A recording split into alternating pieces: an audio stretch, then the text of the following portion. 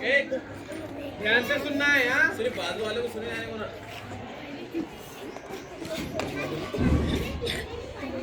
बैठने में साफ सुथरा रहना वालों बैठने देखो लोग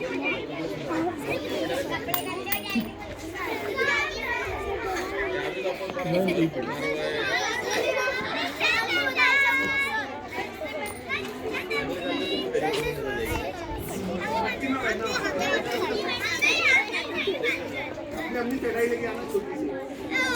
बगल में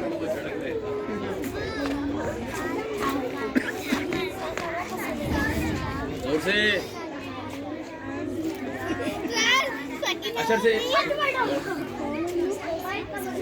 दोबारा बोल बेटा जोर से रे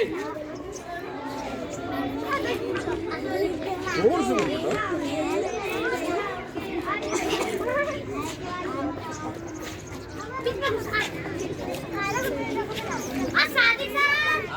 इसको देखो इसको चुप चुप चिल्ला रही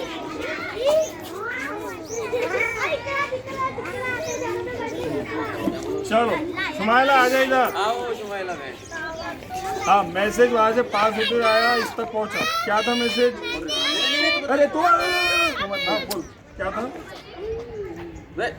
तुम्हारे बेटा वैसे क्या नहीं बोला पता एक बार सुन के आ जाता बोल क्या था बोल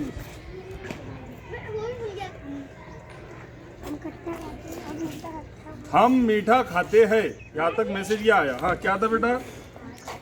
आम खट्टे हैं सर अच्छे हैं ये था मैसेज